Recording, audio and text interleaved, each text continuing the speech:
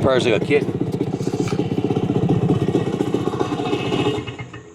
That's a period correct Skyway silencer spark arrestor that they ran in the National Trial Series, and the Bultaco Alpina was derived from their trials bike, and this was set up more for enduro work. But they won multiple national championships with these, world championships, and it was the bike to beat back in the early 70s in trials and enduro competition. This particular one came to us looking pretty damn good, had the original paint on it, and I bought it down to our paint shop, and I was like, hey man, can we just put some clear coat on this thing? And because the original decals look good, and there was a couple of little cracks in the fiberglass, and he was like, well, I could do that. Next thing I know, we're doing a full repaint on it with new graphics and everything. So once I had the new paint job on it, we had to bring the rest of it to that level. So Bill Kelly, who's been a motorcycle mechanic working in the industry since the 80s, he's in his 60s now. I worked with him at the New England Cycle Sales back in the 80s. Went to town on this thing and took it completely apart. Gave Woody the tank and side cover set up there. Andrew did the seat, recovered the seat, and went down to the detail shop, and all the aluminum was polished on it front to back. As far as the mechanical stuff goes, the original, if you look at the fork tubes on the front there, we have a 78-hour work order plus parts. We had a way more tied up into this thing. I don't know what the shops charge in your area, but there's not a shop in Connecticut, a licensed shop that'll work on your bike for less than $100 an hour. We've got almost 80 hours in this thing. It's kind of ridiculous, but once you do one thing really nice on the bike, you have to do everything really nice, otherwise it looks funny. So we got a little carried away and worked on this one on and off for months. So the original aluminum fenders still shine beautifully. Start back to the front wheel. The front wheel was taken apart. The wheel bearings were redone. The brakes were serviced. Brand new Pirelli Scorpion, top of the line, expensive Pirelli Scorpion front tire and tube and rim strip was put on. The forks were completely remanufactured. The fork lowers were sanded and professionally polished. The upper chrome was polished. Has new fork boots and seals. New 30-weight fork oil, and the original stock spring was a little sagged out, so we put a 2-inch spacer in. That's why it sits up nice and high now. It's old racers trick. We used to do that to make the front forks a little bit stiffer, and it rides up a little higher in the stroke. The original headlight's in good shape. The headlight works now. It didn't work when we started on it. That was another thing. We ended up chasing wiring issues, so we found out the switch on the handlebar needed to be replaced, so I put a new handlebar switch in it. These are a new set of Bultaco OEM bars. It has a new set of grips on here, and of course the new switch housing that I mentioned, new gas cap, new fuel vent hose, new seat cover. The frame was repainted. The entire frame rails and swing arm were repainted. The chain guide, chain protector was cleaned and polished. It has a brand new chain, brand new gold chain, brand new Pirelli rear tire and tube.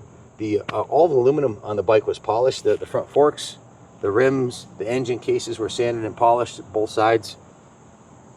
The rear tire and tube, again, Pirelli Scorpion XC rear tire, tube and rim strip and rim lock. New rear brakes, new rear wheel bearings. Brakes were serviced and adjusted and replaced. The fender was professionally polished also. Foot pegs were repainted. Brake lever was repainted. What else did we do? In addition to cosmetically restoring the tank, the fuel petcock on the tank was replaced. New fuel lines. It has a new airbox rubber boot here, and we had to replace the original airbox that had cracked. So we put a new, from age, so we put a new replacement airbox in it, original equipment airbox from Bultaco vendor that we deal with, along with a new intake track tube and a new clamp. The carb was completely dismantled and rebuilt. You can see the cylinder was repainted. The cylinder fins were polished. The head was polished. The cases were polished. The entire engine cases were cleaned and polished. If you look at the frame rails on it, check out these frame rails on this thing. Quite often these old Enduros will be smashed to smithereens. This has been street ridden only. There's not a single ding anywhere in this engine cases. That's one of the reasons we went with a kooky on it and put as much into it as we did. We also replaced the front Bultaco mud flap, the rear mud flap on the back here, and license plate mount. This is the first bike that we put our new license plates on, vanity plates that Christy made. Romans 8:18. That's my daughter's favorite Bible verse, and of course it says Taylor, my oldest daughter. And God bless America. We see that in every video. I just thought that was pretty cool. So we got different color plates. There's like 5 different styles of them. This one fit this bike the most, so that's a vanity plate that you can hang on the wall or leave it on it if you're just putting the bike on display. And we're proud of what we did on the bike here. It was a lot of work. The exhaust system was removed. The front of it was polished. The mid pipe and rear and silencer were restored and repainted. New hose clamps holding that on. You can see the kickstand was repainted. A shifter, the clutch cover was completely polished. Original 99 JM9902412 serial number on the engine, and matching 2412 serial number on the frame. So it's original matching numbers. It was in decent overall shape. It just needed a lot of love, which we gave to it. So, and it's ready for another 50 years. It's a 50-year-old classic. It's literally a 4-page work order here. So I'm gonna go over it in case I missed anything.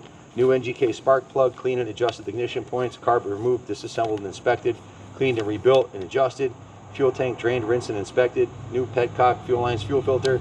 We're running VP 94 non-ethanol fuel with 40:1 Bel-Ray mix, replacement OEM original equipment manufacturer airbox assembly, new airbox boot, new air filter, new clutch push rod seal, new Bel-Ray transmission oil, new Spectro 10W40 primary case oil, a new kickstart lever ball and spring return kit. So the kickstart assembly was rebuilt. The new gold 520 heavy duty final drive chain, new aluminum chain guard, new Pirelli Scorpion front tire, adjusted spokes front and rear, cleaned and re-greased the rear wheel bearings, new rear tire and tube, cleaned and greased rear brake pivot points, serviced the rear brake hub and new brake shoes, new front and rear mud flaps, new fork seals, new 30-weight fork oil, new OEM handlebars, new handlebar electrical switch, adjusted the hand controls, new Bultaco fuel tank badges, new Alpina decals, new 350cc decal, reworked all lighting circuits to be functional, new 6-volt light bulb, full nut and bolt check top to bottom. Bike was rotisserie detailed, hand washed, buffed, waxed, and all aluminum was polished like chrome. And we freshly repainted the tank and seat bodywork. New graphics and striping was applied. Professionally deep polished the front fork legs, engine cases, and front and rear fenders. Repainted the frame, swing arm, and side stand. Repainted the cylinder and head. Cleaned the wheel rims, hubs, and spokes, and the exhaust system. Ready to show or ride today. So 78 hours labor plus parts. You don't have to be a math major to see that we've put substantially, like at retail, 80 hours of labor, even at $100 an hour, which there's not a shop around here would touch your bike. Won't even talk to you for less than $150 around here. And most of them aren't taking these kind of restoration projects. We're the only ones stupid enough to be doing it, I guess. I guess when I was reading the invoice and I read the bottom line, the labor on it, the 78 hours plus all the parts, and I'm like, holy shit, we're well over 10 grand in this thing. And all I could think is labor of love. You know, Bill worked on this thing. He had it in the shop for literally months, tinkering with it from time to time, waiting for parts to come in, waiting for the paint work to get done, waiting for the polishing to get done. But you know, he took his time, and I've seen him putting around the driveway here on it probably 6 to 10, 8, 9, 10 times, I don't know, over the last couple months, and he's got it dialed in and it's ready to go, man. Let me roll the other side around into the sun. But there's a reason why most shops don't do this kind of work. It takes a freaking long time, man. It's not like a new bike where fuel injected bike where they just bolt on new parts. To do restoration work like this is time consuming and labor intensive, but where else are you going to see a 50-year-old classic this nice other than maybe at the Mecum Museum or here, or you're not going to see it at Wheels Through Time. They don't do they don't do Spanish motorcycles. They only do American motorcycles there. So maybe Wheels Through Time, maybe through Motorcyclopedia. But the paint job is a 10. Woody knocked it out of the park. Carlos did a beautiful job on the polishing, and Bill Kelly did a wonderful job with the mechanics. So it's ready for another 50 years, a world-class piece. We wouldn't have done it if it wasn't this nice to begin with. We would have just got it running and sent it to the next guy to restore it. But it looked like it was close, and we took it to the finish line. So yeah, a lot of time and labor went into it, and it's ready to go, man. Buy this one with confidence. It's well sorted. Thanks for watching, and God bless America.